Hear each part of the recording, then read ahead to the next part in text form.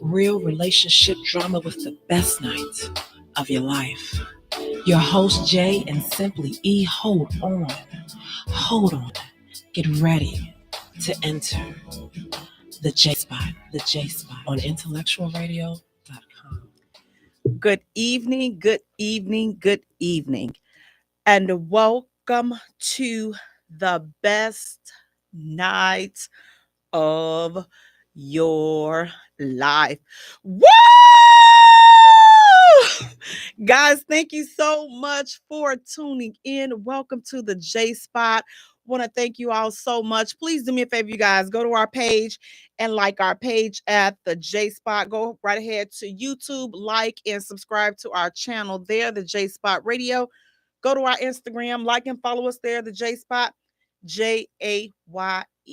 For all three, listen, you all turn on the notification bells for all of the platforms.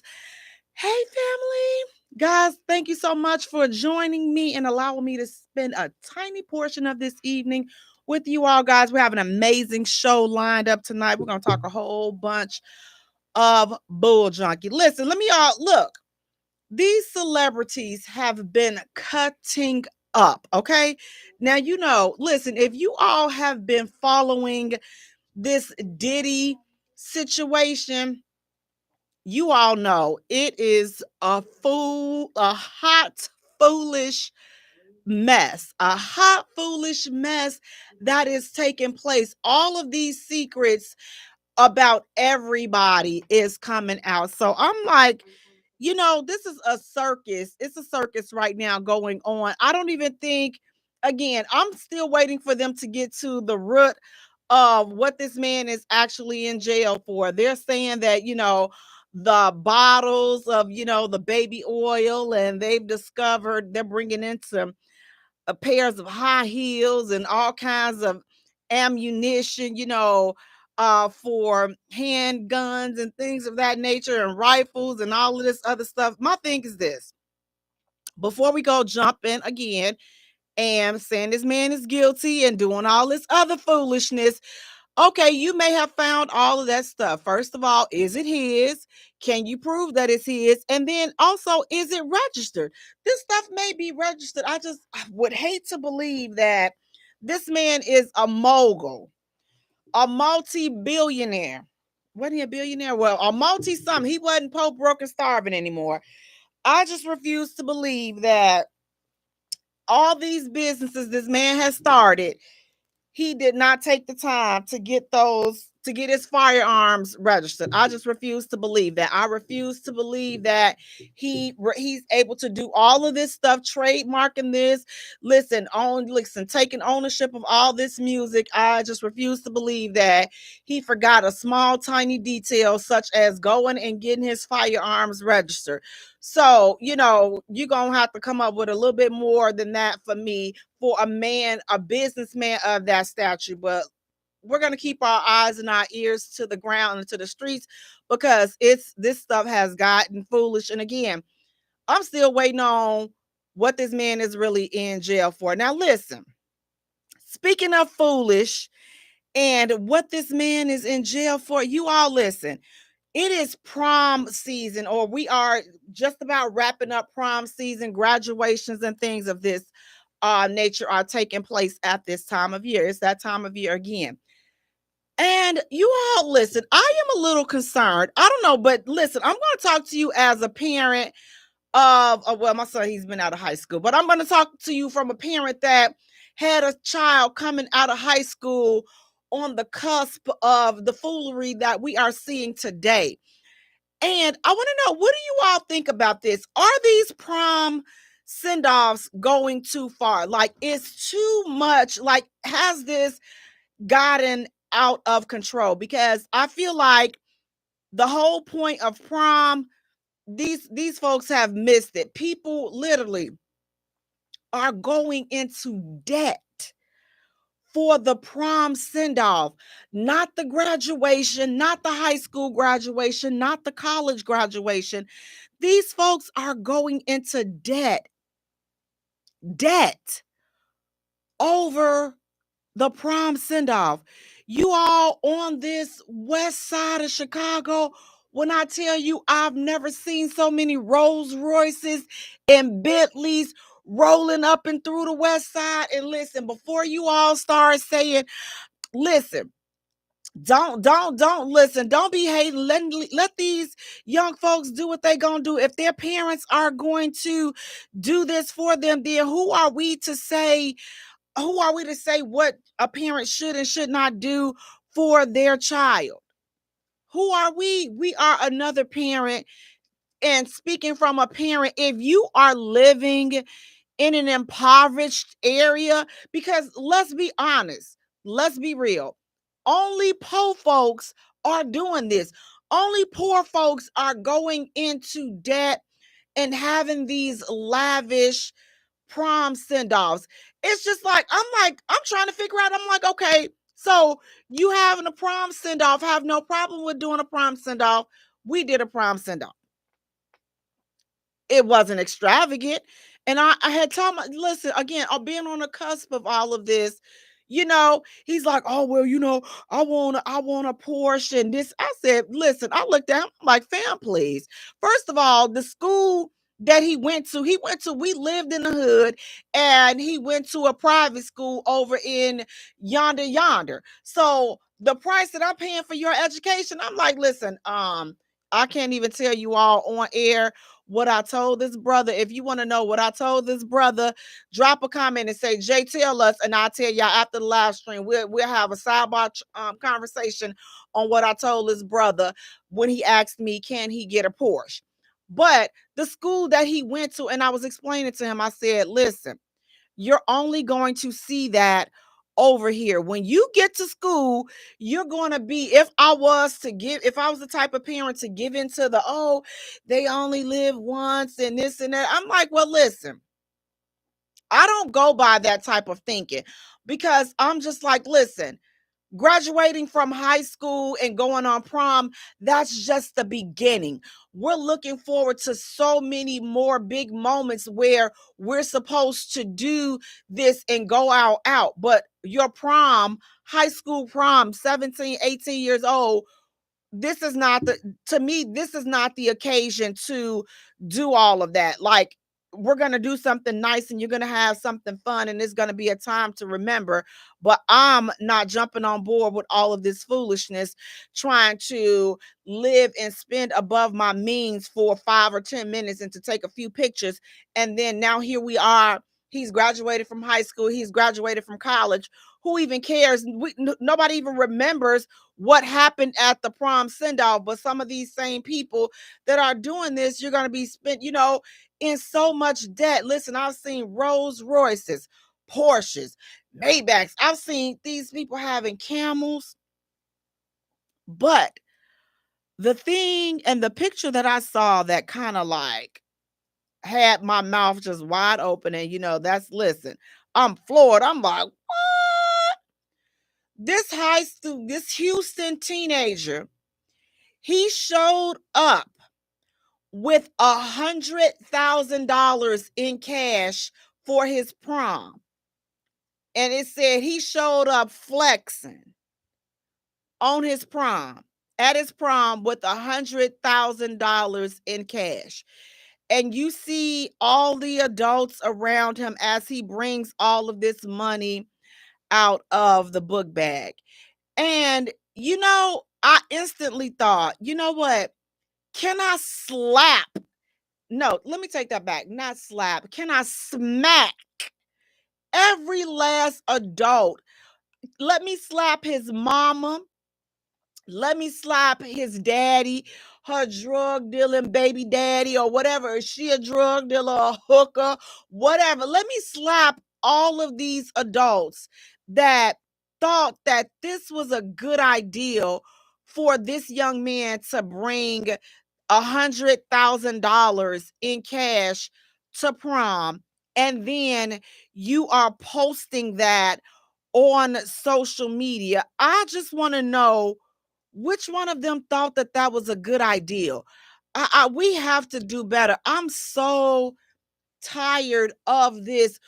We gotta flex. We gotta flex. Flex for what? Who gives a F? Like, flex for what? Listen, flex for what?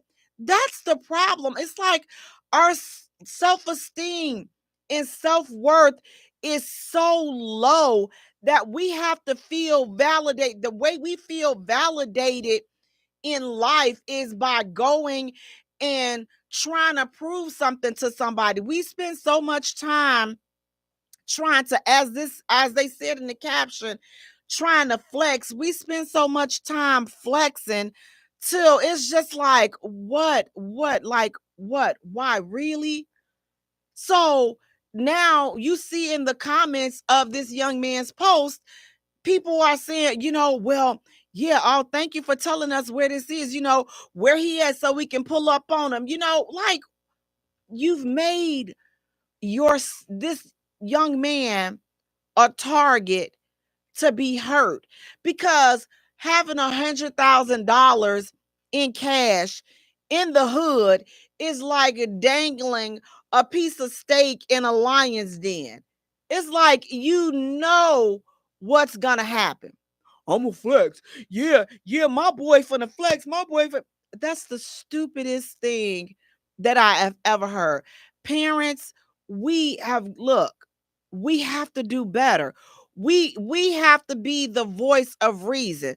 We cannot be given into everything just because, well, that's just what these kids are doing today. That's what they do today. That's just what they do. So we can't be all old fashioned. No, I'm not saying be old fashioned, but I am saying being wise. Where is the wisdom? We want to be our kids' friends so bad. Nobody wants to live and operate in wisdom. Nobody wants to say, you know what? No, that is a ridiculous ideal. That's ridiculous. It's ridiculous for you to go to these car rental places. You owe your light bill and your gas bill. You have a past due balance on a bill, yet you have the audacity to go to a car rental place to try to rent a luxury car, and then you get mad at them, at the workers at the car rental place, when they refuse to rent you a luxury car or rent you a vehicle, any vehicle at that point, for that matter, because you have a past due balance on your bills. Imagine that. So you mean to tell me you ain't paid the light bill, you ain't paid the gas bill, you got a balance on both of those bills. They need the bills to identify and verify your home address. So you bringing them the bills. I don't know why you didn't think that they would look and pay attention to the bills, but they did. So now you're upset with them. You think they tell you we can't rent you a vehicle because you have an outstanding balance on your utility bills. And then you have the audacity to get upset with these people and try to curse them out. What they got to do with what me owing? That's my business. What I owe the light company or the gas company, that's my business. What they got to do with you? How is that any of your concern? You just said that you needed to be able to verify my address. This is my address. Well, now. So you thought it was a good idea to go and try to rent a car with a bill that you have a balance on, and you don't see the problem in that. So you don't see how that doesn't make any sense. So your priorities being out of order, that's not a concern for you, because, oh, we finna flex. My baby finna flex on these such and such as my baby finna flex. Listen, ma'am, go flex a payment plan with the light and the gas company so that your utilities can be caught up with. And that's part of the problem, as I said, that we have to get out of that type of mindset, because again, that's only in the hood. That type of behavior is only in the hood, that we think about that's what's important, that's what we're going to do. That's the biggest thing that we need to be worried about. We out here, we got to flex on this person, we got to flex on that person. Listen, can we do less flexing and more prioritizing? Like, if this is what we're teaching our young people, and then we're the first ones to holler, we putting them out when they turn 18. Why on earth would you put your child out at 18 when they don't even know money management? Why don't they know money management? Because you haven't taught them. You have sat there and you have reinforced the crazy notion that spending all this money that you don't have, tapping out, borrowing from Peter to pay Paul, and then borrowing from Peter and Paul to get all of this crazy stuff, that's what you're teaching them. But then when they turn 18, and then you ready to put them out because, oh, well, we thought it was a good idea for them to go and have this lavish prom send off. But now that prom is over with, what is your child doing after prom? Are we going to college? Are we going to a trade school? Like, what's next? And if we are, all of that money that was spent for the prom send off, now here's the deal. Now it's going to be a problem, because when your kid goes off, if they go off to college in the fall, a lot of them won't make it past the first semester, simply because of the financial burden that it is. Listen, it is very expensive to go to college. So listen, my families that are sending kids off to college, especially if these are first generation kids that are going off to college, listen, first of all, salute to you all for, and congratulations to your children for making it, and making it this far and crossing that milestone. But what I want to prepare some people, because I was shocked when, listen, all of this stuff, back then you were just buying books. When I was in college, you just buying the books, listen. And that ish was expensive back then. But let's fast forward to today. That stuff is ridiculous. The books, listen, you can pay $400 for a book. If, listen, let me drop a free gem that my son used. Listen, I don't get no sponsor, but I'm not gonna gatekeep no good information like this.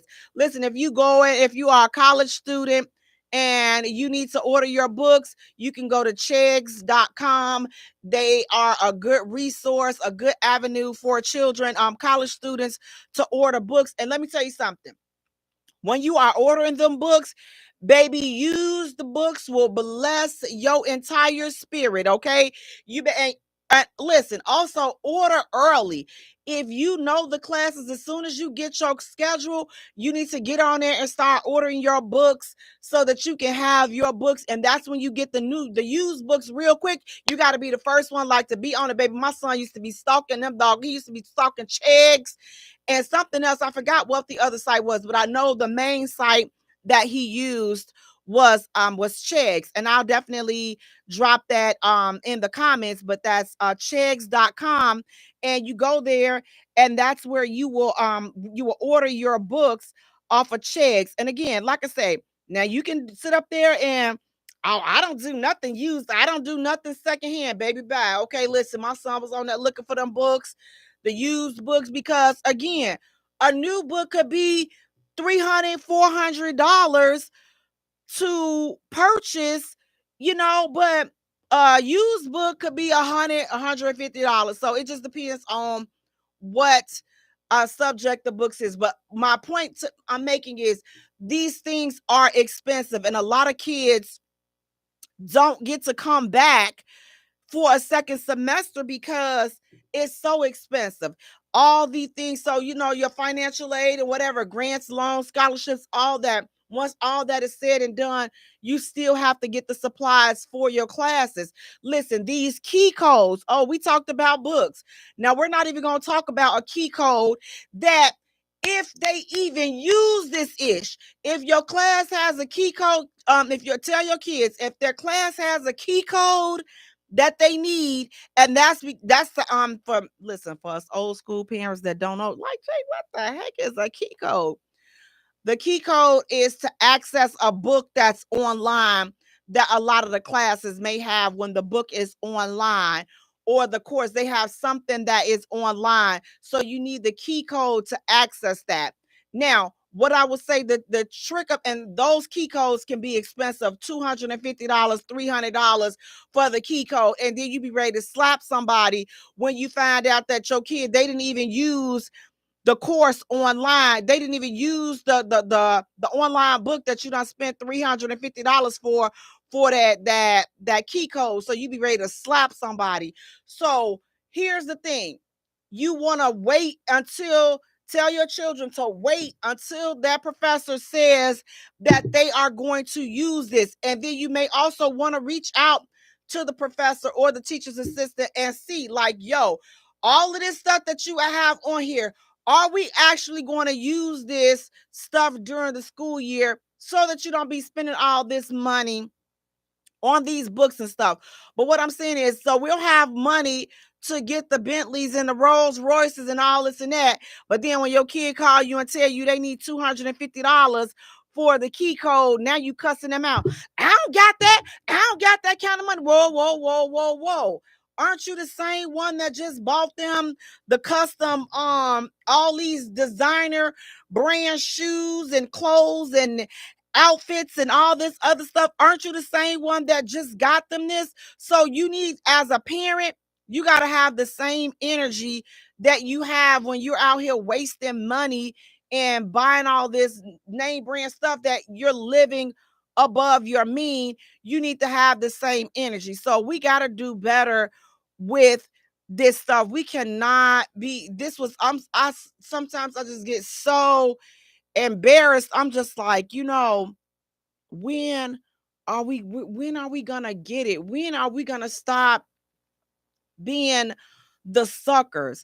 When are we gonna stop spending all this money with everybody and start using some wisdom with the money? Listen, if you are rich, famous, and a celebrity, then guess what? Rock out, do what you got to do. But listen, I'm not talking about the stories that I'm telling you. This was not from no rich suburban area. This was right there, dead smack in the hood, where they eating oodles and noodles. Listen, and I love me some oodles and noodles. So I'm, listen. When I'm not talking down on nobody, I'm talking to you as though you were my aunties, my sisters, my nieces, my cousins, my friends, my neighbor. I'm talking to you just like that, because we have to get it together. So it's so disappointing when you see all of this, in the reason that it's being done, as it said in another post, so we can flex.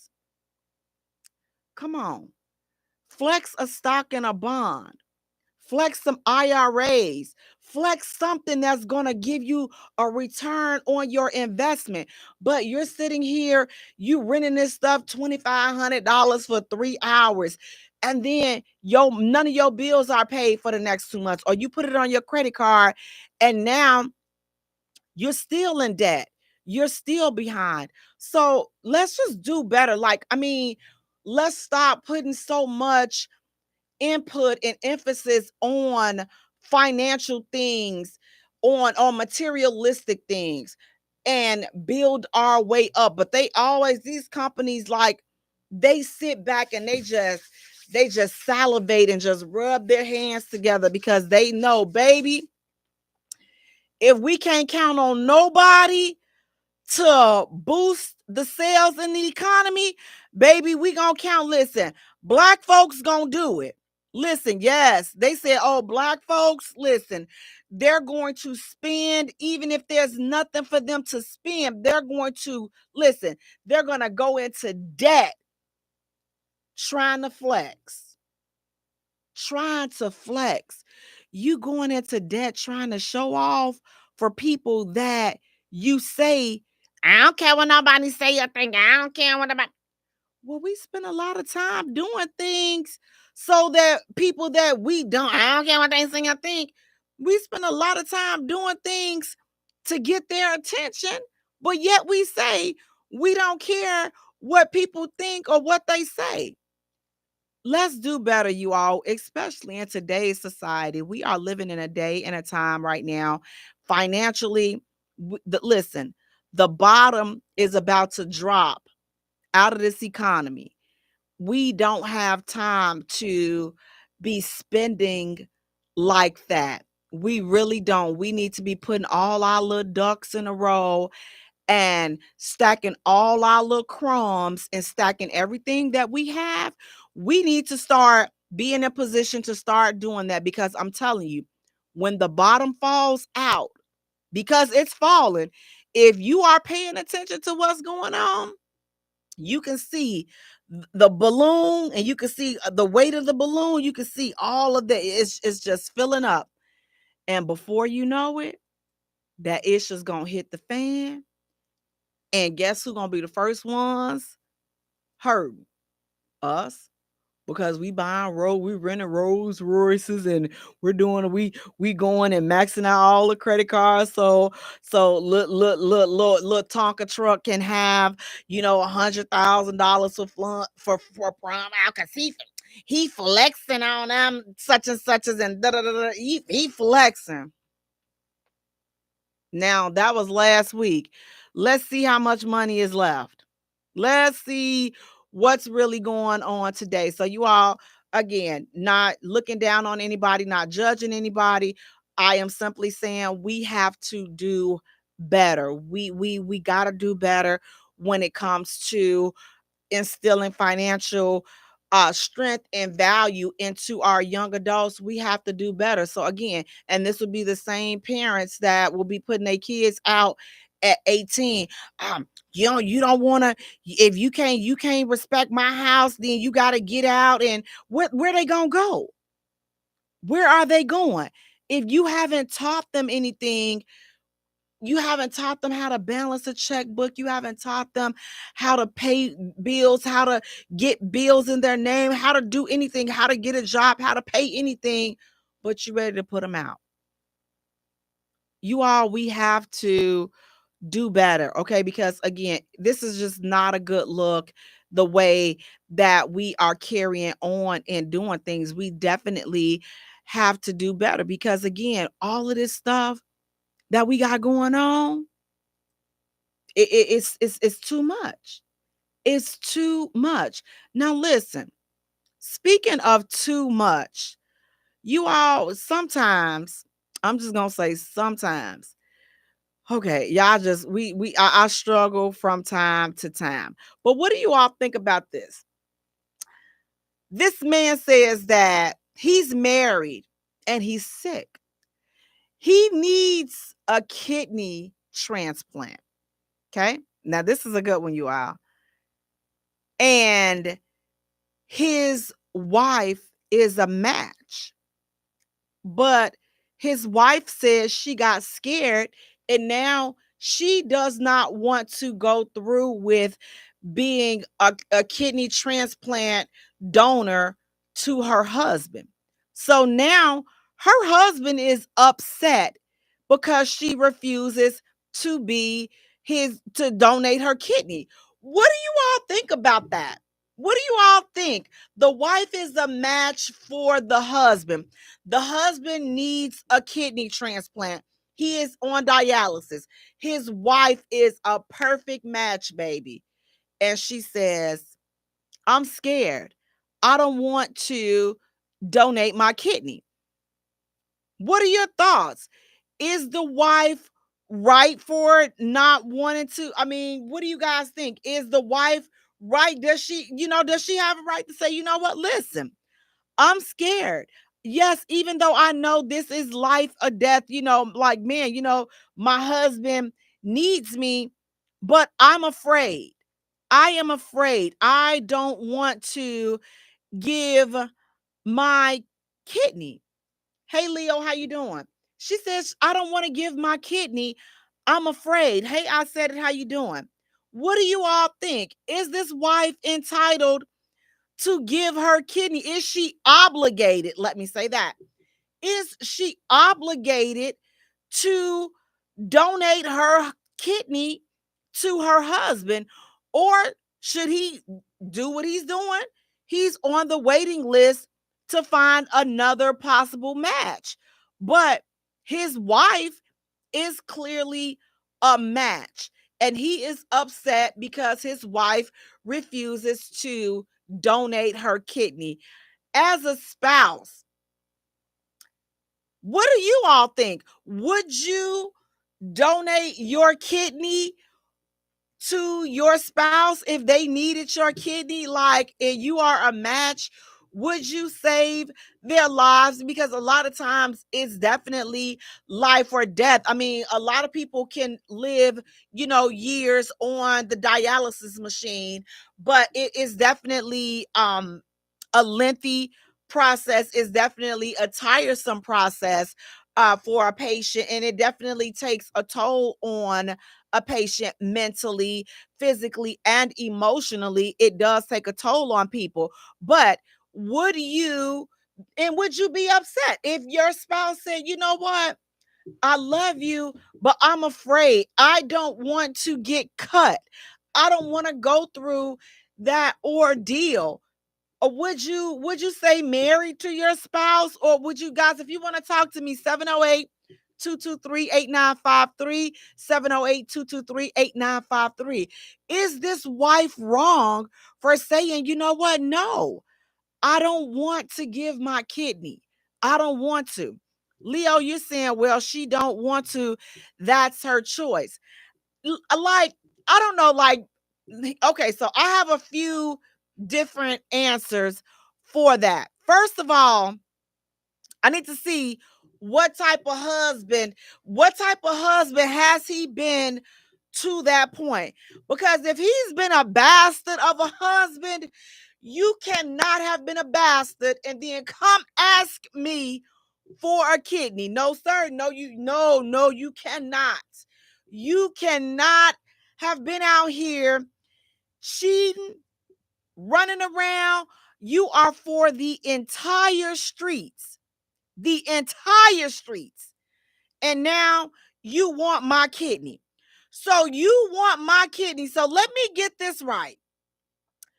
You want my kidney so that you can go over here and be with your side chick Sheila. Is that what you saying? You trying to tell me you want me to take my kidney that's resting properly in its rightful place? This is the kidney that the Lord above gave me.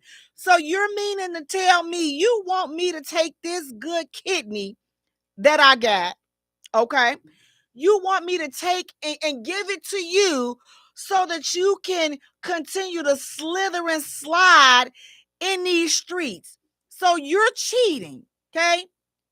You cheating, and you want my kidney. The devil has lied to you, sir.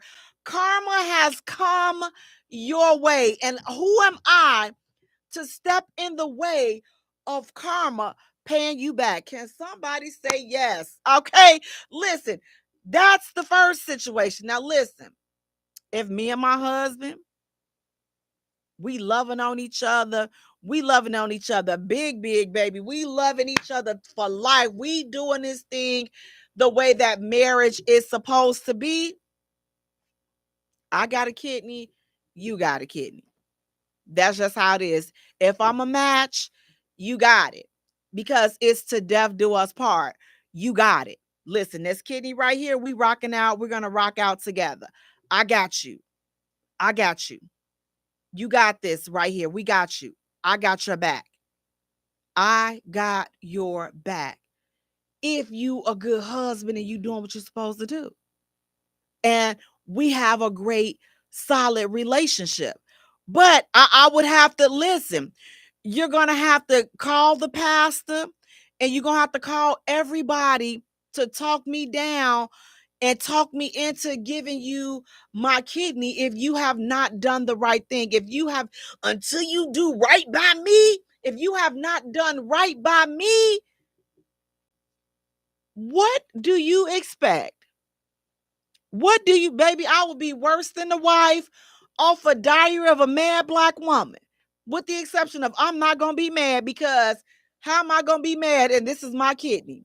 You blew your shot. Now you want to have a Num Yoda Reikio moment. Now you want to have a moment of solace, and now you want to right your wrongs and all. No, I see, because my thing is this.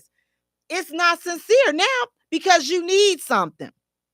So now that's when the phony apologies come in. I wasn't, I know I wasn't a good husband. Just say it. I was a bastard. Just say it. I know it. I wasn't much, but I really need, like I needed you to come home those nights, but yet you chose to slip and slide and slither in the streets. Is that the need you're talking about? Okay, got it. Got it. Got you. She's not obligated. And sir, you have to respect her fear. But keeping it 1,000%, 100, 95% of me, even if he was a bastard of a husband, because, I know my mouth and my heart, they, sometimes they be on, like, my heart and my mouth, they live two different lives. Like, my mouth is just like, my mouth is Rough Rider, but my heart, my heart and my mouth does not match at all, because my mouth is just whoop. But then once my mouth done said it, then my heart be like, you look, you already know. Come on, just go on, call the people and get then I'll be giving a kidney.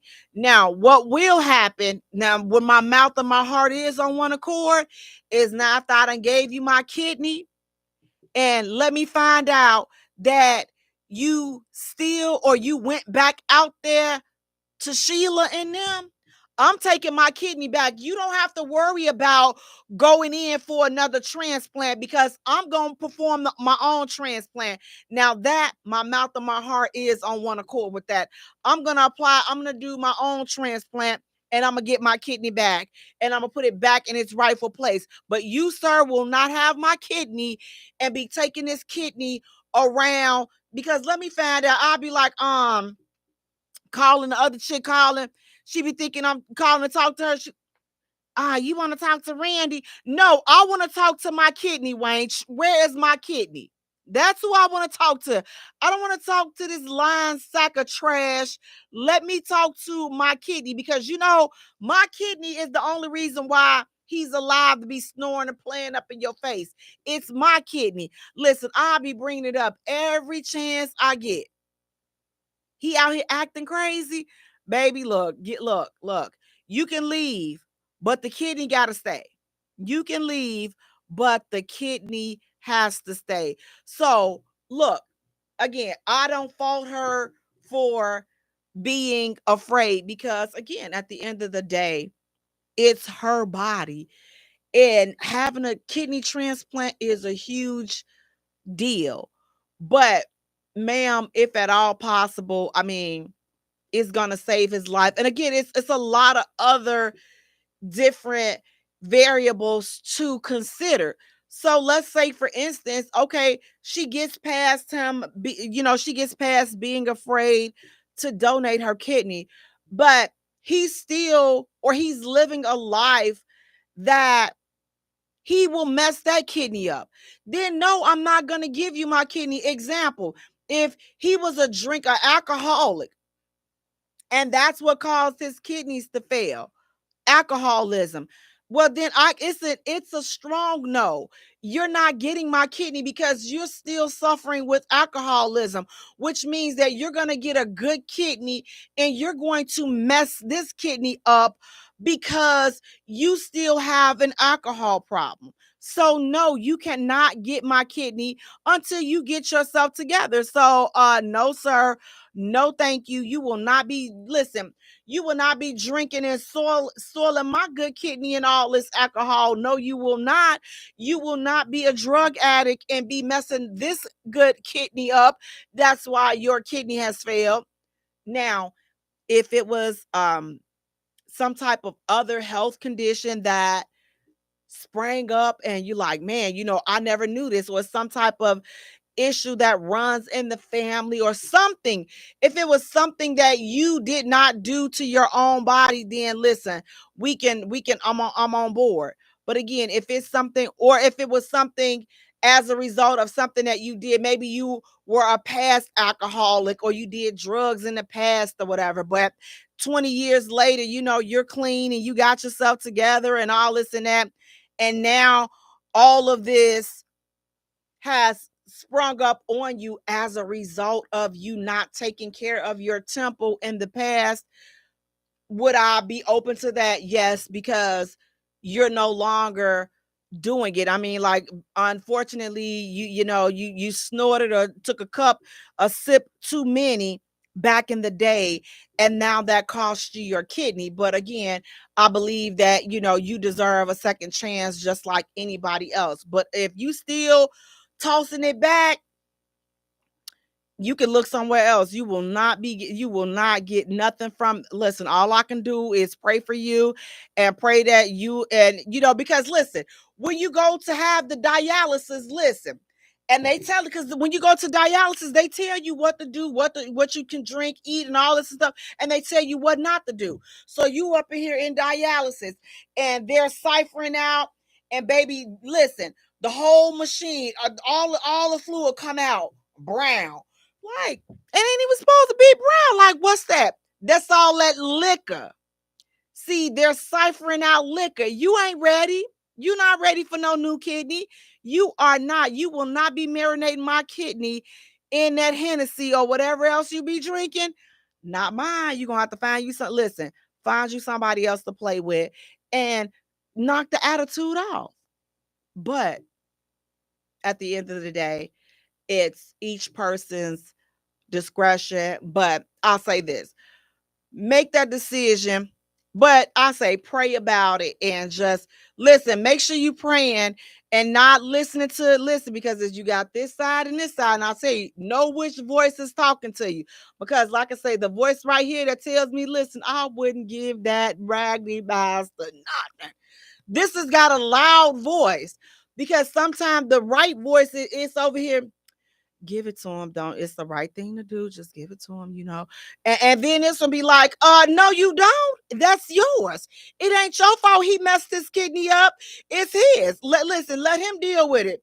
If the Lord decide to turn the lights off on him, then it's the Lord's will that be done. Listen, that be that voice over here, baby. That voice be loud. Now, speaking of loud, what do you all think about this? Now, this is a controversial statement. I'm going to say it right here. It's a controversial statement. But I want to know what you all think. This lady says that women with multiple baby daddies are trash. Yes, she did. Yes, she did. You heard me correctly. This woman says that women with multiple baby daddies are trash. What do you all think about that statement? Do you think that there is some validity to that statement? Is there some truth to that statement? Or is this just do you think it's a clickbait statement? What do you all think about this? Because when I saw that, I was just like, oh wow, like when did we get to the point where, man, we stay dogging each other? We like listen, this internet, there is no chill whatsoever. There is no chill. Like, I mean, women are going against each other, the men are going, like, there is no chill in this internet realm. But what do you all think? She says that a woman that has multiple baby daddies is trash. That women that have multiple baby daddies, that their decision making, that they lack decision making skills. Now, I'm looking at it like this. First of all, let me just say, I totally do not support that statement. I do not, because we don't know what, like, and here's the thing, before y'all start, Jaye, listen, just hear me out. Everybody has a story.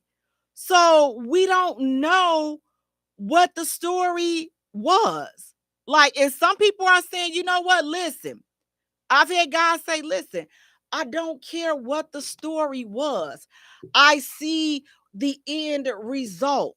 And the end result is that she got multiple baby daddies. Oh, and especially if she never married any of them, I don't care what the situation is. She did not govern her hoo-ha accordingly. And therefore, a woman, a baby mama with multiple kids, multiple baby daddies, is trash because she did not govern that thing accordingly. Now, here's what I'd like to ask. If it's her thing, how do we have a say in how she governs it? Like, it's hers to do what it is that she wants with it. Like, I'm just going to play devil's advocate. So to say that a woman that has multiple baby daddies is trash, again, I don't support that statement. A woman that does not take care of her kids, I feel like she is trash, because how are you having these kids and then you're not taking care of them? But once these little jokers are here, like, you have to make the most of your situation and move on. Is this situation ideal for everybody? Absolutely not. Let's listen. We're going to be real right there. This is not an ideal situation for everybody. It's not. If you feel like a woman with kids and multiple baby daddies is not desirable to you, and that's something that you don't see or want to have in your life, you have a right to not want that type of situation in your life. But to say that she's trash based upon her decisions to have multiple kids by multiple men, to say that she's trash, I don't think that that's a fair statement. So if you were to say that, I want to know what makes her trash. Why is having multiple baby daddies trash? Now, again, I am not condoning it and saying, oh, yeah, we finna get on up here. Because listen, I do believe that having multiple baby daddies, it tears up the family structure. Like, we've totally gotten away from what a traditional family should look like, what the traditional family is. We have totally gotten away from that. I'm going to be honest about that. We have gotten away from that. And we need to go back to that, because our communities are definitely suffering because we are not doing the right thing, and we are not building up the family structure in the right way. So I'm going to say that we definitely have to do better with that. But again, to say that she's trash, to say that she's not valuable because she has multiple baby daddies, I'm not on board with that. I'm on board with, and I can respect you saying, you know what? Listen, I can't deal with a woman that has multiple baby daddies. I just can't do it. It's something I just can't do it. It's a no for me. I can respect that, because you can say this is not the situation for me and not be saying that the woman is trash just because the situation is not for you. You totally have the right to say that. But to say that she has no value, or that, because when you calling somebody trash, you're saying they have no value. To say that she has no value, that's, I don't believe, and I'm not rocking with that statement, because again, you don't know what life currents have brought her to the situation where she is. If you say, listen, you know what, that's not the situation for me, that's respectful. Leo, you're saying, no, well, I don't want a woman with multiple baby daddies. And again, I'm definitely on board with that. I support that because again, dealing with, first of all, just dealing with one kid and one, it's a lot. Dating with kids, and we're gonna talk about that in a bit tonight. That's what we're talking about. Dating, the truth about dating someone with kids. So dating with kids is a lot. So I can only imagine you got to deal with this baby daddy, this baby daddy, this baby daddy. It can be very complicated. It can be very messy. It can be stressful. But then you can have some situations where these people have sat down, they have worked out their co-parenting arrangements, and there is no issues. There is no drama. It works for them. But if you step into the situation and say, man, dang, man, this is too much. This is just too much. This is too much. I can't deal with this situation. Wait, so Leo, you're saying, but if she got one or two, I understand. But 5 or 6, oh no. I did say she was trash. So what makes her trash if she has 5 or 6 baby daddies, different baby daddies, but she's taking care of her kids and and the parents, they are taking care of these kids. They're doing their co-parenting thing, all 5 of them, all 6 of them. They are making it work for the situation that they have found themselves in. What would make her trash? Is it the number? Again, that was a choice that she made. So if she's taking care of the kids and the fathers, they're taking care of the kids, help me see now why she's trash versus 1 or 2. You said if she had 1 or 2, you could understand. 5 or 6, you like, now, nah, dog, she trash, she trash. What changed? Because of the number, what makes her trash now based upon the number? And I really want, again, just playing devil's advocate, just trying to get an understanding of how some men and some women would feel that way. Again, I'm looking at it and I understand when you say, no, I can't deal with nobody that got multiple kids, multiple baby daddies. I can't deal with that. That's just not my cup of tea. Got it. Can do nothing but respect that because that's not your cup of tea. But when we go and say she's trash, she doesn't have any value because of the number of men she chose to have children with. That's where I'm kind of confused at, as far as why would that be the case? Why would the number of men this woman chose to procreate with, why do we say, oh, and why is society to say today saying that she has no value and that she's trash? Because she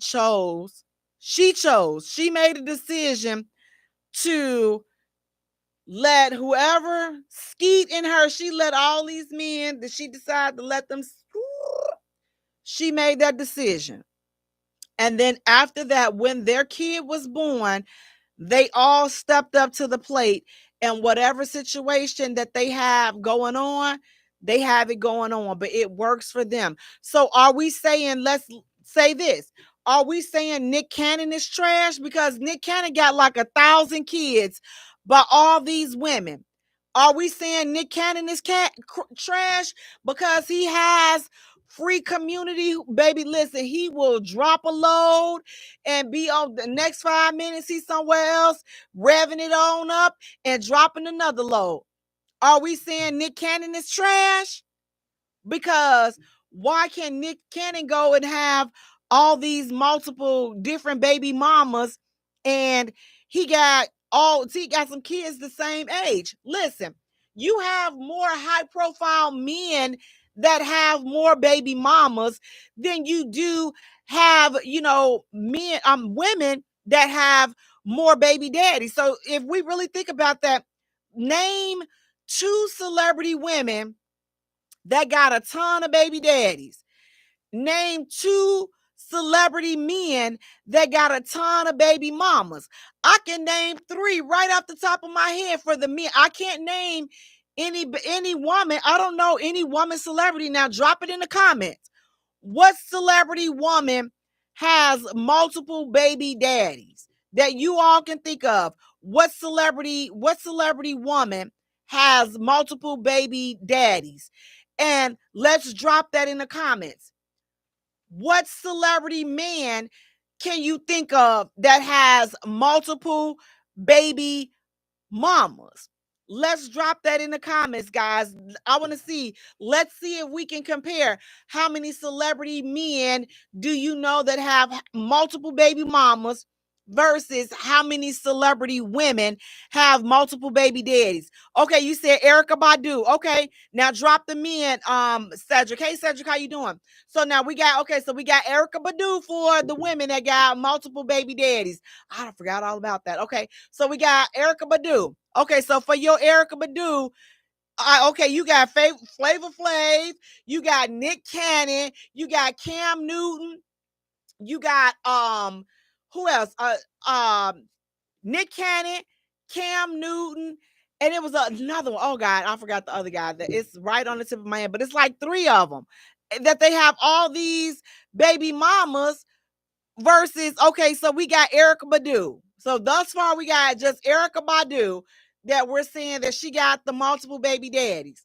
So the rest of them are all men. So we can name four men right now, celebrity men that have multiple baby mamas, but we don't see these type of posts or statements being made about the men that have all these baby mamas, but we're constantly bashing baby mamas. So if we gonna bash the baby mama's whole setup, that whole situation, can we make it an even bash? Like if we bashing baby mamas, can we find the baby daddies and send them some bash somewhere as well? Or is this just gonna be, oh yeah, a woman that got multiple baby daddies, yeah, she trash, she trash. Okay.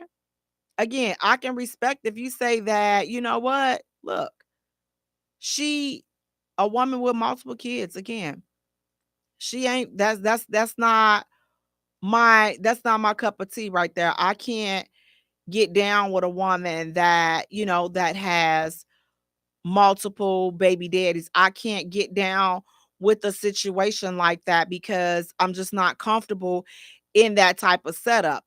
Would a man be wrong for saying that? And I say absolutely not. You are entitled to want what you want, desire what you desire, and love how you love. So there is no right or wrong way to love how you love. But the problem becomes when we say that a person is trash based upon the decisions that they've made. And I said something key, the decisions that they've made. This is a decision that they make. So it's like, okay, listen, I made this decision and I have to live with it. So whatever it is that I did or did not, I got to live with it. I have to live with it. But to say that, oh well, now since she got all these kids and she got all these baby daddies, she trash. She trash because she got all these baby daddies. Again, I don't believe or support that statement, but I will say and I will believe and I will support if a man says, you know what, listen, that just ain't the situation for me because that just seems like it's a whole lot going on over there. And to be honest, sometimes it can be a lot going on over there. It just depends on the people and what they got going on. It depends on that whole dynamic.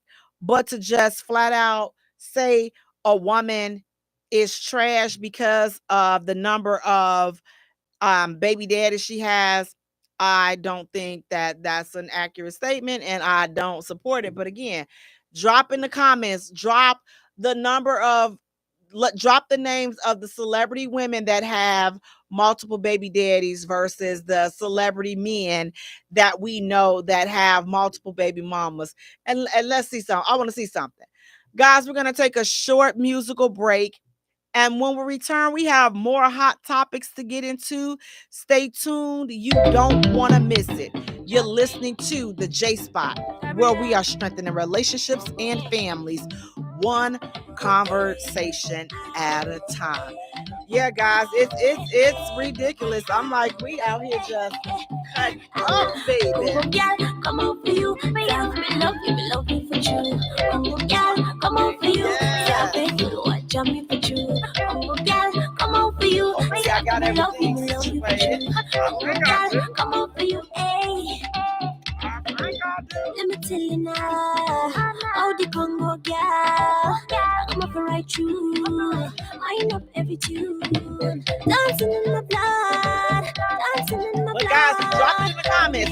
So far, we got just Erica Badu that we're saying that we know she has multiple baby daddies, but we don't have anybody else. What other women?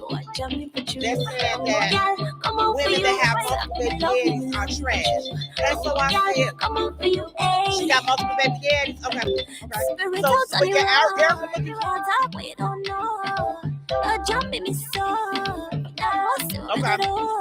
So we got two so far. So we got Erica Badu, and then we got Sierra. So we got Flavor Flav. We got Nick Cannon. We got Country Wayne. We got and who is that? They got all of these kids. So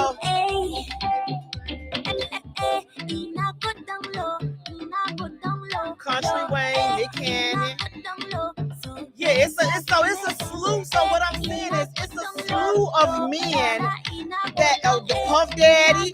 They said, look, so it's a slew of men that have a bunch of baby mamas versus we struggling to try to find the women.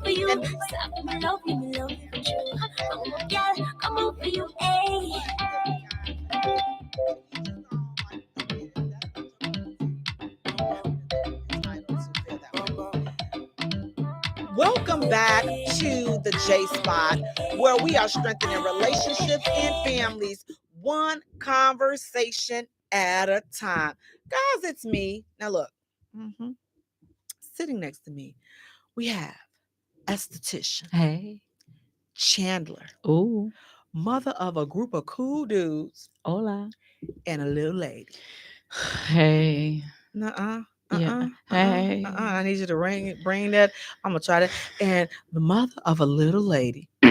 Missy Woo Woo. Yes, that's what I'm talking about. Lady Lotus. How you doing? I'm okay. I'm here. Good. I like that little song. You hear that song coming in, it kind of like wake you right on up. Come on, yes, come on, listen, that's Gabrielle Palandi, and she's over in Trinidad, and that is Congo Gal. So definitely hit her up and go to YouTube and stream it, and definitely support her. And listen, you all tell her that Jay sent you, and that's Jaye. But I hit her up a couple of weeks ago, and I told her, she's like, oh my gosh. So, but guys, thank you so much for tuning in. Please do me a favor. Go to our YouTube channel. Like and subscribe us there.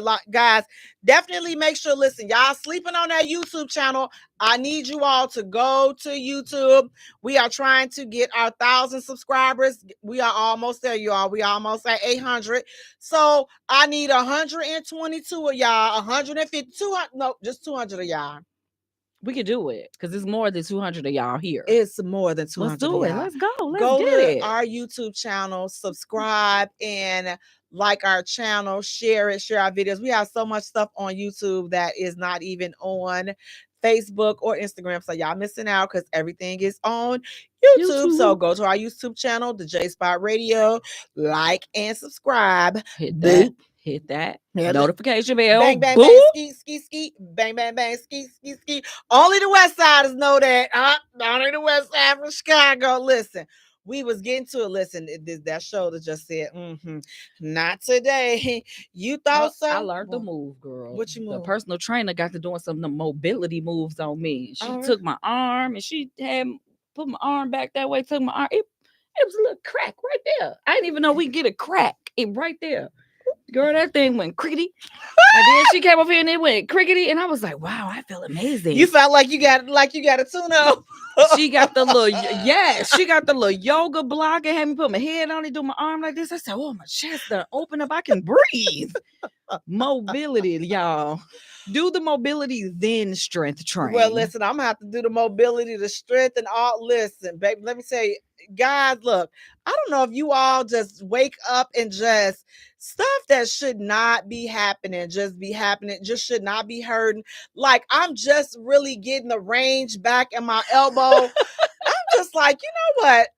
This is some foolishness. I did not hit my elbow on anything, but my elbow had been hurting for like 3 weeks. The bad thing is it go from one thing to the next thing. So as soon as your elbow feel better, the Something ankle else, go. right. My neck, my back, and my neck. This is some foolishness, but you know what? I'm gonna go ahead on and lay on somebody's table and get me a massage. I'm gonna get me a real massage. I don't like all that. You got to dig deep. I need that the pressure. deep tissue. I do too. The last massage I got, I looked. I said, "This poor little baby ain't about to do nothing." And I'm just let me tell you, she got in there. She did. Ooh, she got in there. I wish I could tell y'all where it was. I just know it was in Indiana. Oh, we're gonna have to hit that road on Fridays because they got a special on Fridays, and you get the whole 9 yards for like $65. A massage, your foot detox. Yeah, we need to do that. I do, because I'm just like, I know I need definitely a great massage, and with deep tissue. But and it's like, now I'm kind of a weird massage customer, because I'm a massage therapist, so I know how I like my pressure. So that be the only where the pressure's supposed to be at. I'm just like, oh, come on, man. You know what I haven't experienced that I would like to experience, that the Mr. experience, where the little lady just jump up on the pole and start walking on your back. Oh, I want that. She don't work there no more. She was my competition. My must have got her up out of there. He said she jumped up on the pole and jumped up on my back, and she was just walking in my back. Now, how much did she weigh? I don't know. You know them little things don't weigh that much. Because if you only weigh about 50 cents, listen, I don't want to, get cancel culture and all this because I ain't politically correct. But them little things, they be little. But she got up there on his butt and cracked that back. Well, he said she was putting her heel in the back and doing like this in the heel of the back. I want some of that. You know what? That's kind of how they do at this other spa that I was telling you about. That they get butthole where they get. I was just about to say the forbidden spa. Yeah, they get naked up in there, and like I said, if you guys have never, so I went to the nudie spa. I'm not gonna say the name because again, they not sponsoring us. But when I tell y'all, I was just like, I'm really not a good one for going there, because I'm like, I hate seeing the women, they all shaped like SpongeBob SquarePants, and then they just walking around up in there, just letting everything hang. Baby, I seen one of the ladies, I think them things was down to her kneecaps, and I'm just like, you not gonna hide or like nothing, baby. But those is the people that you supposed to look at for inspiration, because if you could sit there with that looking like Snuffleupagus Oompa Loompa, and it doesn't bother you, and they just free, baby. Them things. My double D's that's hanging down to my knees, and I'm just fabulous. I want to go to a nude beach, and I'm just gonna sit there and I'm gonna watch all of them at the nude beach. I would not be a good candidate at those type of beaches, because again, just going to the massage. Oh my God, just imagine, listen, and that's just this particular spot. I think that's why we ain't went together, because I don't think that would be a good look for us. I went by myself. I think that's the best thing to do. And so we can go in sessions like 15 minutes apart. Like, I'll go first, you go first, and then when you come out and you in the area where all the massages and stuff, take place, then we can go. But I'm like, I don't want to sit Listen, y'all, and I was teasing Sister Vance, after she done listen, baby, she nearly threw a bottle or something at me when I told her I wanted to see her booty in the Listen, you all, I'll be messing with Sister Vance all the time. That's anybody don't know who Sister Vance is. That's my mama. So I'll be messing with my mama all the time. But I was like, girl, I cannot take you there. I'm gonna need for you to tone it down because you're making me hot. You didn't make the heat come up because hey, mama. We will not be taking her there. But listen, speaking of take you there, what do you all think about this? This lady, what do you all think about mothers nursing in public? Nursing a baby. Listen, she up here at the table ordering her something to eat, and baby, she got that thing all up in Junior mouth, just like plot out like the baby eating, and she like, okay, well, yeah, you know what? I'm gonna have me a steak and I'm gonna have me some potatoes and this and that. Baby ain't got a care in the world, and she is nursing Junior in public at the table. What do you all think about that? Do you think that, you know what, baby, and that, listen, anybody see some nursing thighs? Them things be huge.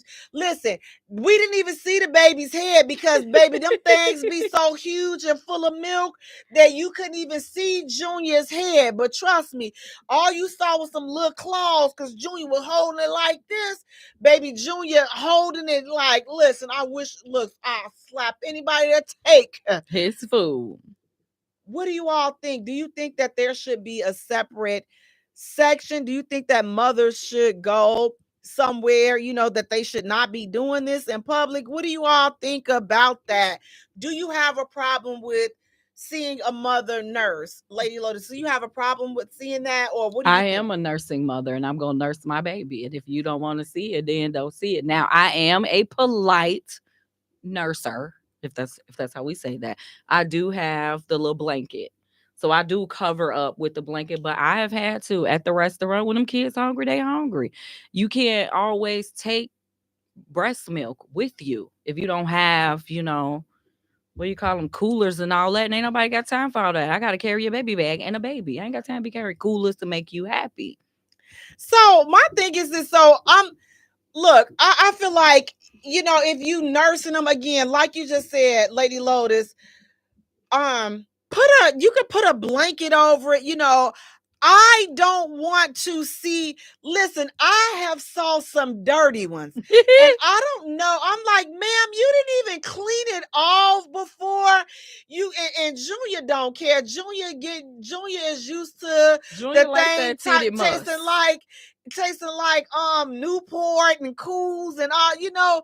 Just tasting like whatever it tastes like. But I'm just like, so you just gonna sit there? I mean, can you warn us? Because listen, I was a nursing mother as well, and I already told you I nursed to this brother bit me, and then that was it. He was on his own forever, forever. So, and I did not feel bad after he bit me, but I did always carry a blanket, and I did like go out. Like if I went, I would try to sit to the side, but I never busted open at just plow. Just here you go, bam, right there. We doing it. I never did that because I didn't want people looking at unless you was tipping. Now, if you tipping, that's something totally different. But we not sitting up here giving out no free looky looks. We not doing that. I feel like at this day and age, who cares? I mean, these girls walking around, they don't even wear clothes no more. Like, I don't even know why you came outside. You just took some fishnets and just was like, put it on, I'm going outside. So if I got to look at all that, you looking at the little meat around my breast because you ain't seeing the nipple. You just seeing the little meat. And you going to see that little meat in the little cut off shirts anyway. It shouldn't bother you. Eat your food, be happy unless you hungry. Unless baby, you see more than that. And you see more than that getting breakfast at McDonald's, baby, because some of them listen and will bend over. I'm like, did you see the thing at the airport? Mm-mm. She was at the airport with a little green dress on, and all you seen was pancake fat cheeks, little cheekity cheeks. She didn't have on no panties, no shorts, no nothing. If she had on some panties, baby, them panties was up in there. But all you see was little booty cheek. And I'm talking about you didn't feel the air, the coolness coming back there. They don't. And it's like we don't care. It should We be don't definitely care. be a cover. You should be a protocol for what you can and cannot wear on the airport on these planes. Because I'm so tired of them. You ain't hear about Spirit? What they you say? Can't go to Spirit dressing how you want to dress no more. I'm glad they done changed that. Ain't no scarves. Good. There are no, for you proper people, I know how to say there are no scars, but I like ain't no scarves. Ain't none. no bonnets, no house shoes. I'm like, I've seen some of this. Don't touch my scarf though. If I get on that plane, I will put my scarf on, depending on if I'm like this. Once I get in my seat, I am wrapping my hair. Right. That's one thing. I have gone to the airport with rollers in my hair. No. Early morning flight. I got my flexi rods in. I got my flexi rods in. We gonna cancel this sister right here. Got somewhere to be when I get there, and I ain't got time to be curling my hair. And the flexi rods is in. I'm on the plane. Nope. Gonna cancel her. Cancel me. We're not. I ain't coming with my pajamas on. I do have really nice plain outfits. It's usually some cut up jeans and a nice long shirt. I got my blanket and my pillow because I am going to sleep. See, I'm gonna tell you, I'm not gonna tell y'all where the destination was. But it was a couple of, and y'all know, y'all been in the airport, but I'm walking and I'm seeing all I see is bonnets. Spirit. No, it wasn't Spirit, but I'm saying where they all was going. It was this flight boarding this place, and I'm just like, they want to get their butts. Was they on their way to Miami? Miami was one of them. And then the other place, I'm just like, I said, and I'm on the same flight, and I'm just like, oh God, this is going to be a very interesting flight because everybody had on house shoes. I cannot. I seen some pajamas. I'm just like, so you just got up out the bed and just said, oh, okay, let me go catch this. I guess that's the I'm catching flights, not feelings era. That's the I feel like I'm blaming school. I'm going to blame the schools because when we went to school, we had to dress accordingly. No midriff shirts. Our shorts couldn't be above the knee. Mm-hmm. When I dropped that little child off at school, when I tell you these kids all got on jogging pants, raggedy jogging pants. They got on pajama pants with Crocs and the funky socks. The little babies got on the little girl had on booty shorts and it wasn't even that cold outside. I said, how? So it's like, of course, it all started at home, but it's also the other places that we go. So if there's we got to act a certain way in all these other places, then I'm going to just dress how I want to go to the airport and you ain't got nothing to say. From what you just described, that's all at home because if you seeing this at school, that means there is an adult still over you. So an adult. But they let them walk out the door like that. But the school should have said, no, you can't come up in here like that. You got to go back home. They home. bought the clothes. That's what I'm going to revert back to the original source of the problem. It was the parent that bought the clothes. Then in this day and age, you do realize that the parent ain't always buying the clothes because I done seen the little girl swipe the thongs at the store. And then you have those up in there. These babies be folding up them clothes and changing their clothes as soon as their mama dropped them off, they changed their clothes or they left out the house before their mama went to work. I'm not. And I've seen that before. I'm not always everything is the parent fault. But I will say it take all of us as the village to participate. And when you walked up in that school should have said, you can't sit up in here with them booty shorts on. Let's go call your mama. Nope, because when mama washed the clothes or whoever was washing the clothes, and I saw that mama in there. Don't wash clothes no more. Oh, child, who washing the clothes? So that thing grown. Mamas ain't. If you we are not. I am sorry, Jay. We are not in the 90s no more. We are not in the early 2000s no more. That's what the problem is. These kids is doing it on their own. That ain't the problem. Again, because we can't afford to stay at home. We all at work. And my mom, listen, my mother we are all at work. My mom worked, but I'm gonna tell y'all one thing. Sister Vance was Inspector Gadget. I know. We don't close. Listen, I'm telling you, I said, and I'll say it again. The only door in our house that we were allowed to have closed was the bathroom door. That was the only door. Our bedroom doors stayed open, and I am a firm believer in that. My mother looked through our bags and our book bags and all that stuff. Anything. And What I do was you the have same in way. that book bag? I'm doing random checks, just like at some of y'all jobs, they do random drug tests. And They still do that? What you looking for? I don't know. But when I find it, I'll know what I'm looking for when I find it. But just don't get caught in some foolishness. But what I'm saying is, parents, we have to take some accountability for what goes on with our kids. There has to be some accountability for the parents. I'm not gonna say now, if the teacher see your kid like that, yes, I'm expecting a phone call.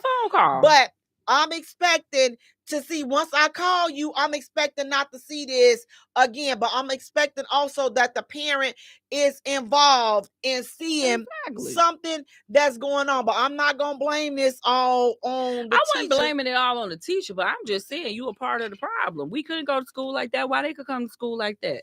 Because these parents don't want you saying nothing to their kids. That don't got nothing to do with the school changing the law. The law is the law. It's just like your job said you can't come to work like that. I don't think that they let you come to school. They can wear whatever they want to wear to school. They don't turn them around. They're not saying anything to them. They not saying nothing, but it's in these handbooks what they should and shouldn't be doing. Yeah, but they won't. I'm telling you. Is it in the school? Is it in the handbook? I ain't seen nothing in the handbook. The handbook don't look like our handbook either. They have handbooks, because I read the little kids' handbooks, and I be like, so what you got that on for? I had look. I'm like, so you can wear that to school? Huh? They don't say nothing. Huh? I said, what? You can wear, if you can hit me. You can hit me. You supposed to? Nah. Well, find you some business and change. All I'm saying is we have to do. My story every day is, do you have something in your book bag that is not supposed to be there? Because, man, they take the little toys and all kinds of stuff. She just had a little birthday. She got the little animal thing. It reminded me of the DigiPets. That thing get on my nerve. Man, but I said she couldn't take it to school. Guess what was in her book bag when we leave? I see the bubbles hanging off the side of the book bag. I said, now, didn't I tell you last night to take the stuff out your book bag? You couldn't take it to school. I said, now I don't trust you. So now I got to say, what's in your book bag don't belong there. Don't make that face. Take it out. Just put everything right here. I go through drawers. My sons will tell you, my mama went through my drawers. I do random checks. That's what you have to do. I'm checking everything in here, because I don't want to be surprised. Why you check? Jay, when these kids get a certain age, they need their privacy. They need you to trust them. I'll trust you when you no longer live in my house, and I still don't trust you. So therefore, they, like the old folks used to say, I trust you as far as I can see you. And I don't even trust you that ain't even a lot. I'm like, because wait a minute, take these contacts and these glasses off, baby. That means we have no trust. Let me tell you, you could be right here in my face, and if you have caused me to not trust you, and that's where your little friend at right now, I don't trust you. I don't even know how you're gonna earn this trust back. Well, listen, speaking of earning trust,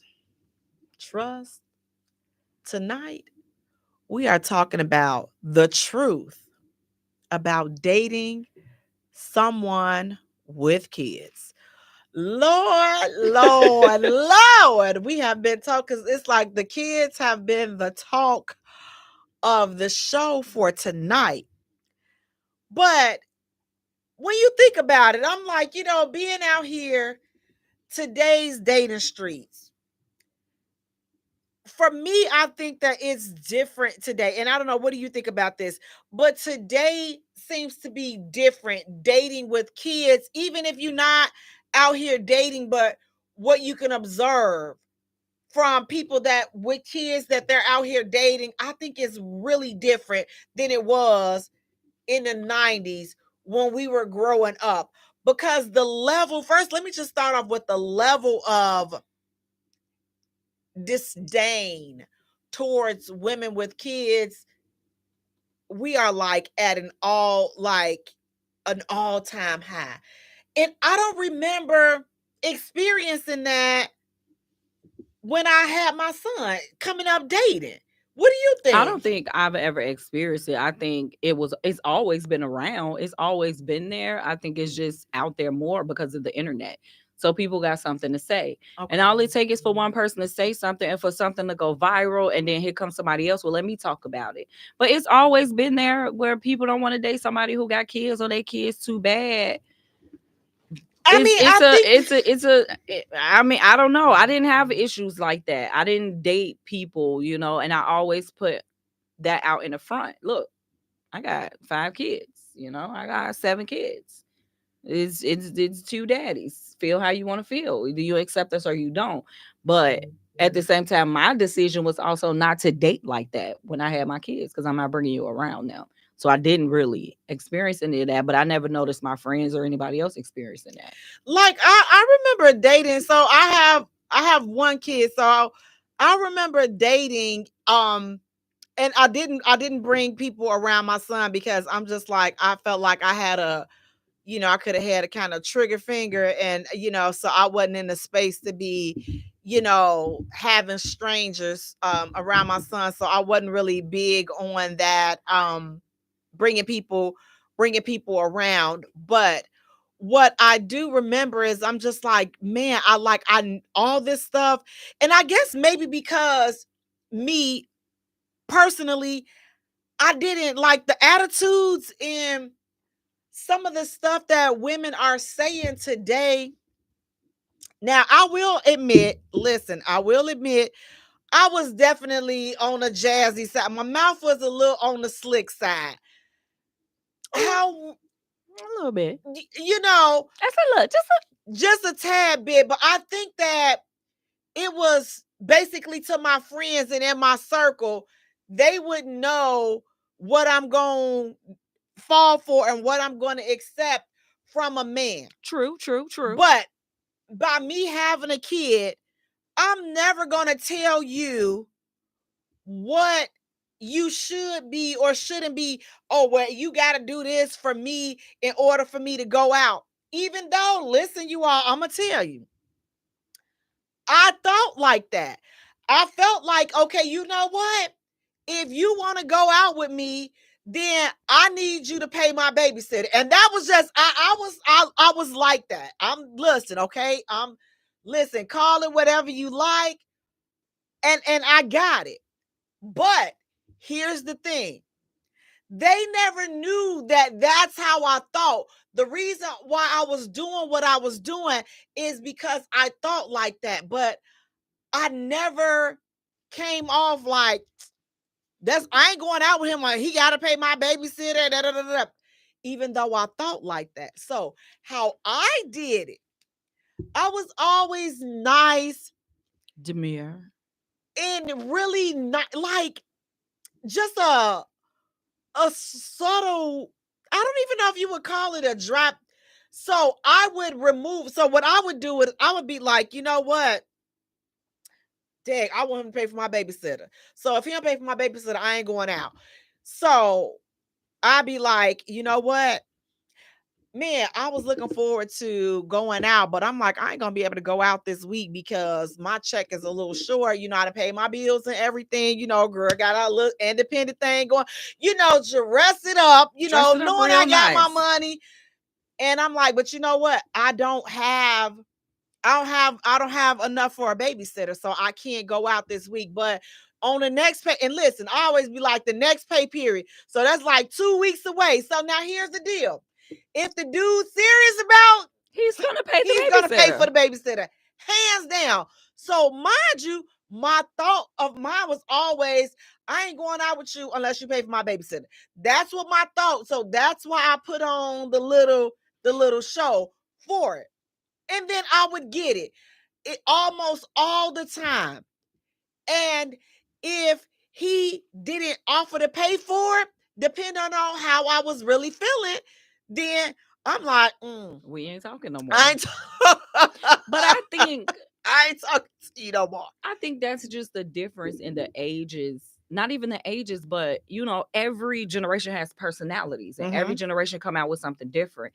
And the generation of men that we were growing up with and coming up with, they were more prone to doing things for us without talking about, I ain't paying $50 for no date. I'm not paying for this. I'm not doing this, and I'm not doing that. Because they were paying. Like, they were paying to get hair done and nails done. But I used to and have stuff. guys be like, we finna go to the River West tonight.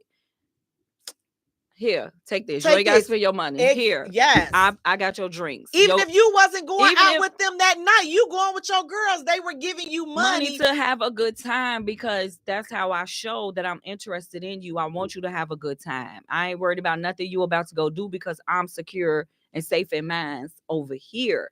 But I think that everything that's different for us today is because these men are a different breed. Yes. I feel like the majority of these complaints and issues and problems are not coming from Gen X, who y'all like to come at all the time. But I don't think your issues is with Gen X. I think your issues is with yourself and your generation, because I couldn't see a Gen X man acting.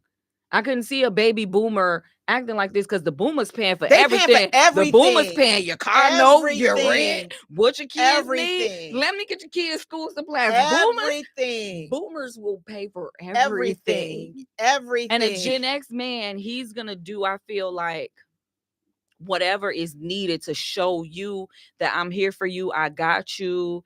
You know, that's if he really into you like that. Now, if that Gen X man ain't into you, he gonna do what he gotta do to get the draws. And so some of you all may be saying, so why she sitting up here trying to get this from the dude, and what her baby daddy doing? Paying his child support. It don't got nothing to do with that. Paying his child support as he should. What was we taught? Time is money.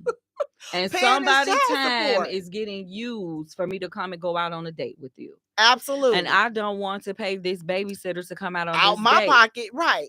But and if you couldn't, but again, for me, I'm just like, if you couldn't, then that's fine. Like I say, if depending on how I was feeling about the situation, then I'm like, okay, well, no, I ain't gonna, I'm not gonna, because again, where you going? And I was like thinking about it like this too, to have access to a babysitter like that. Listen, you got to use them babysitters wisely, baby. Wisely. Because the circle that I came, to get a babysitter and to be able to get outside, I'm trying to make it a time to remember, because I don't know when I'm be able to come back outside and play. For real. How many times we had to watch each other kids? And she had one. I'm bringing what? I was bringing three. I was bringing three.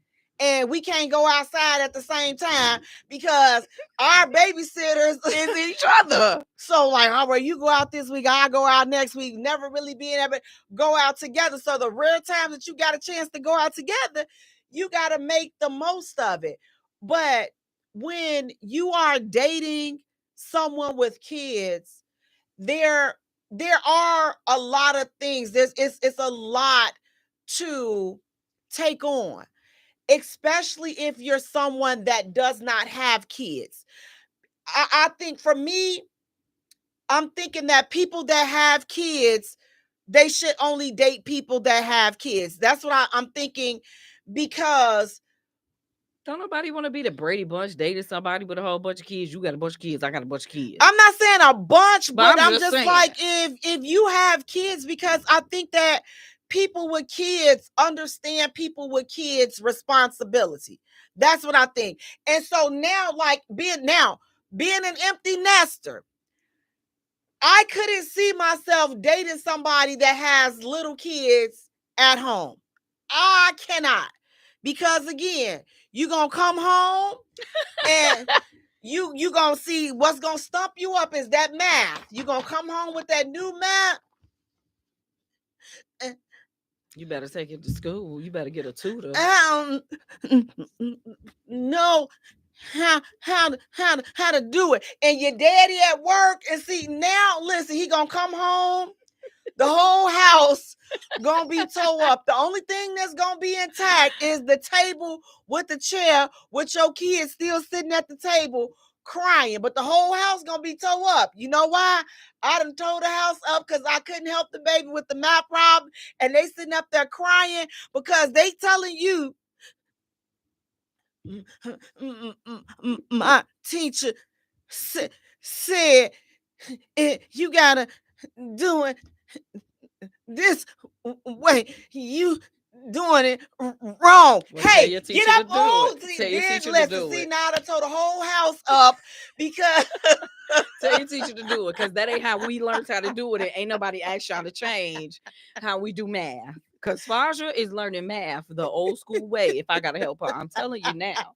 And I told her, Daddy, don't come up in here because we use the sticks. Don't tell me she can't use the sticks. She better draw 10 sticks on that paper and cross them lines out. because them She better kids, use they them baby, listen, fingers. they quick to tell you doing it wrong. I'm doing it right. I'm doing how I learned. So I know. So it's just like it's a difference. So yes, having kids, but when you get into the thick of it and you're dating someone, so like say So I think that's more of a stipulation of saying I couldn't see myself dating someone with younger children.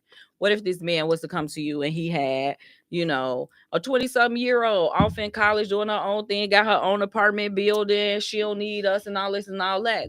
He has a child, but that child ain't lived at home right. and all that time. So it's a difference in saying don't date somebody who have kids if you don't have kids.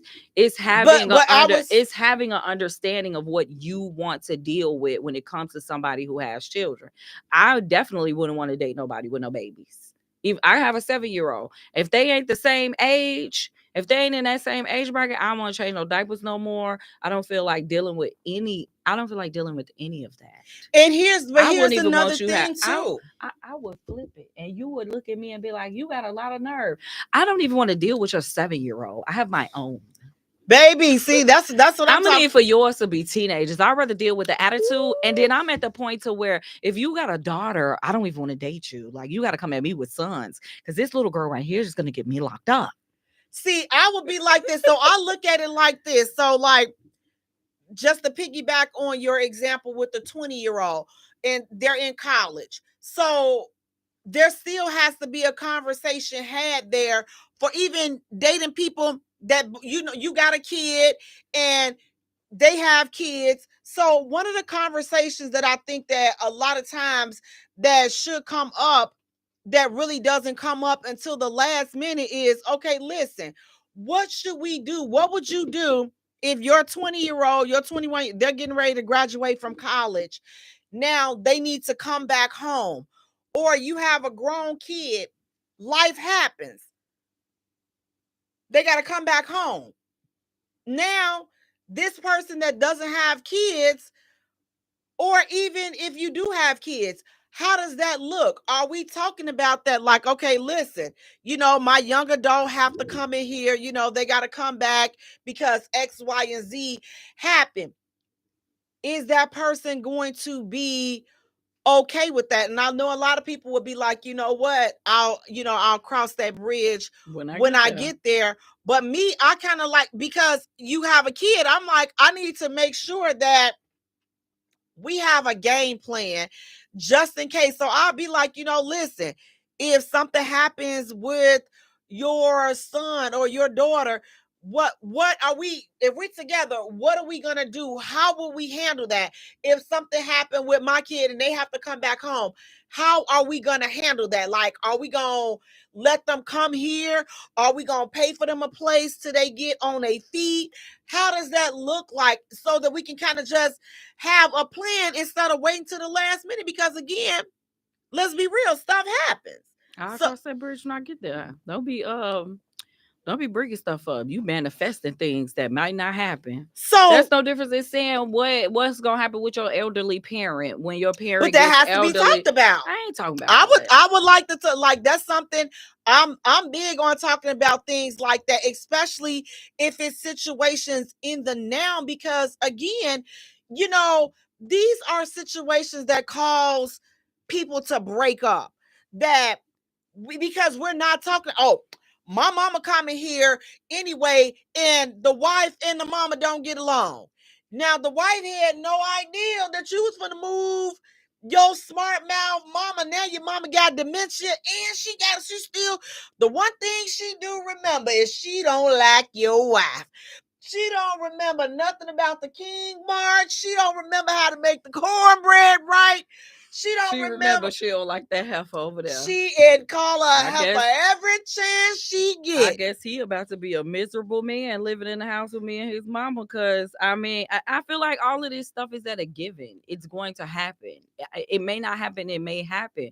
But when you love somebody, you care about somebody, how you going to tell them if you know they have children? Oh, something happened. Your kid can't come live here, or the kid in the family can't come live here, or the mama can't come live here. Like, go sit your ghetto self down. If my mama got to come here, then what you want me to do?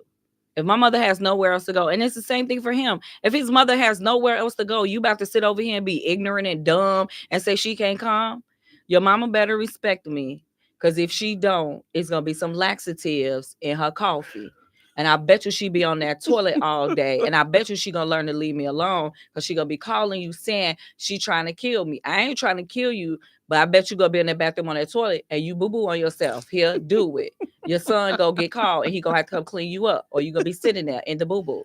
Hashtag Team Petty. You ain't gotta be ignorant and dumb and angry and mean. God don't like ugly.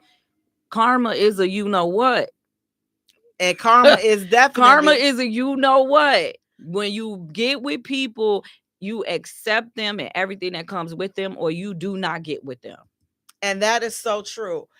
But we still ain't talking about it. Situations gotta be talking about it. I'm talking about it. I ain't talking about it. Keep it over there. So when you are out, like when you out, and let's say you got some little ones, when do you all think that it's the right time, and how does that look when you go to introduce your kids to the person that you're dating? Do you introduce your kids to everybody that you're dating? Do you introduce your kid only to that person that you see, something, okay, this is going somewhere, I'm going to introduce them? Do you introduce them that at that point, or are you the person that said, you know what, listen, I like to introduce them up front so that I can just make sure that they could possibly be a match? So if I do decide to get serious, because we got to be honest, all of these people, all of these personalities are not compatible. Like you put your son and your child and your guy together, and it is not a great mix at all. And so now he sees that, because we like to think our kids are just the apple of our eye. Precious pearls. Yes, they are. But all baby, you got Malachi from Children of the Corn. I sure do. And he's a precious pearl. You got Rosemary's Baby over here. And now you expecting this man to deal with the problem child, and he ain't never had no kids. But you got Reagan from The Exorcist over here. Not Reagan. That's who your kid's personality is the equivalent of Chucky. If that is the equivalent of your children, I don't think you should be trying to date nobody until them suckers is grown and gone. But then they still come back home. But that's it. But they out the house. They out the house so though. What do you do? At what point do you guys advise introducing your kids to whoever you're seeing, or are you waiting? Now I'm like, man, it may be a good idea to just do a little impromptu meeting, something like that. Hey, Michelle, how you doing? It may be a good idea to do a little impromptu meeting somewhere in public, just so that it's like as an an icebreaker. And just come on over to the house for dinner. You coming on over here for dinner if you meeting these kids, because you need to see them in their element. Yes, that's why we need to go to. That's why we need to go to Chuck E. Cheese and let me see exactly how. Because you take them to Chuck E. Cheese, you gonna be coming up out your pocket. You see the real. You see the real in them, because when you take them to Chuck E. Cheese and the first time you tell them no, they can't get no more coins. That's when you see the real them right there. That's a spoiled them. When you tell them, no, that's it, or it's time to go, and them little kids don't be ready to go, they be like, you ain't my daddy. See, that's where it comes out. See, I don't agree with that. I agree with true colors is at home. Cause when kids is outside, they stupid. And then they act stupid because it's a new person with you.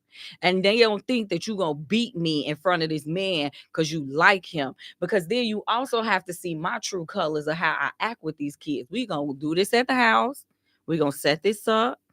We gonna do it just like we go to the grocery store. If you embarrass me, I'm gonna embarrass you. So now, what happens when dating the person and they don't like your kids? Okay, then that's fine. It's over. On to the next one. Why we crying over spilled milk? Now, on to what you were saying about how do you feel how long we should bring our kids around. Now, I will say I have a problem with you waiting until you fall in love with someone. You done fell in love with this person. And then you bring this person to your children, which is, what my mama did. She fell in love. And when she fell in love, that's when she brought him to me. They ready to live together. And I just met this man. And so now every time I ask you something, I got to ask him, who is he? I don't even know him. Absolutely. I don't care that you've been with him a whole year. That is not my daddy. That is your boyfriend. You not even giving me a chance to like him. You are forcing me to dislike him because you throwing him at me. I feel like when you hit that warm and fuzzy, not the butterflies, like the warm and fuzzies on the inside, like I need to see you. I want to see you. Like I miss you genuinely when you gone. I genuinely miss you. You know what I'm saying? Like I ain't at the point of saying I love you. All right, we got to do this. I got to see how you and the kids go mix up because at this point, if it doesn't work out with you meeting my kids, it'll hurt because I have grown to like you, but it won't tear me apart. And maybe I'm always maybe we could be friends. Maybe we could, hold on to a little bit of something. Maybe when they get a little bigger, because it could just be he can't handle that. I never had kids before. This too much for me. I can't deal with it. All right, cool. Then let's stay over here. Maybe you could jump in, jump out, jump side to side if that's what I choose to do. But I never really ball guys around my kids. My kids have seen 3, they daddy, the ex-husband, this dude I tried to date that didn't get worked out on. They see him. That was an issue because the kids did not like him. But I can genuinely see why my kids didn't like him. And you got to pay attention to why your kids don't like because somebody. Kids are very he was perceptive. A snitch. And I taught my kids not to be a snitch. You don't tell on your brother to get your brother in trouble. And he was one of them people where they snuck out the back door. Mind your business. I didn't ask you if he snuck out the back door because I knew he snuck out the back door. Wait a he minute. think he's slick. I knew what he was doing. You didn't want him to tell you what the kids was doing? No, I don't. Mind your business. Mind your business. Wait, so he there. So what? That ain't his business if he there? I'm not saying it in that type of way when it comes to the kids. The kids' minds is mind your business. My thing is, when it comes to your kids, you cannot allow the children to know who the sources are that are telling you the things that they're doing. Because if they know who the source is, when they get around Miss J, they're going to act different. When they walk past Miss J house, they going to ship up and ship right. I don't want them to know that Miss J told me, I seen that little boy walking past this house with that little girl and they was hugged up real tight, Miss Westmoreland. I think I done told y'all my governmentals. I think that you need to keep an eye on them. I never tell my children who told on them. So now they know you in here telling on them because I keep yelling at them for everything that you telling. Why you keep telling? Mind grown people business. So maybe you stop yelling and let them keep telling and then just plot on them. You mind your grown people business. Because you got to plot on them and watch them. No, he was a problem. You got to watch people sometimes. He was a problem and he had to leave. And see, this is why, you guys, this is why it's so important to have the conversation, because when you are dealing with people that have kids, and I don't think that it doesn't matter what age they are. I mean, I think that the older they are, it's definitely, we just will have the conversations, the what if type of conversations, if they need to come back home, what if, like those type of conversations, if that relationship is going forward and being serious.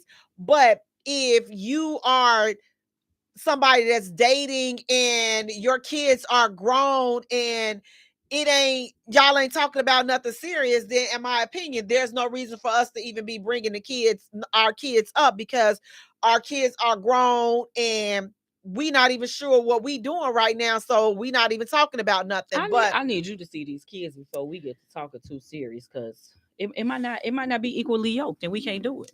And that is you might be true. a demon, because you might be a demon that I can't see and my kids can see, because what they tell us, if the animals and the children don't like that person, something wrong with them. And your blinders could be on and you might not even see the cinnamon sitting right next to you, but that baby saw it. They and that baby see scream and yell every time that man come around. So when you talking or about that woman, the truth about dating people with kids is that there is not a one size fit all, you guys. There is not a one size fit all, and you have to have a conversation. And again, that's what we're just trying to say, put that out there. We got to start having more conversations, and having these conversations, for me, I believe sooner rather than later, because when you have these conversations sooner rather than later, then that prevents people from, getting a negative taste in their mouth, because now you've experienced something that wasn't pleasant to you because you were not prepared for it. So we definitely have to do better in just having these conversations, and start having these conversations up front. Guys, I want to thank you all so much for tuning in. Please do me a favor, you all. Go to our page, our YouTube channel, like and subscribe to our channel there. That's the J Spot Radio. I need y'all to go help us build this up to over 1,000 subscribers. Come on, y'all, help us get this up. You can do and it. Watch our videos there so we can get our subscribers and our watch count up. Go to our Facebook page, like and follow us, the J Spot. Go to Instagram, like and follow us there, the J Spot. Jay is Jaye.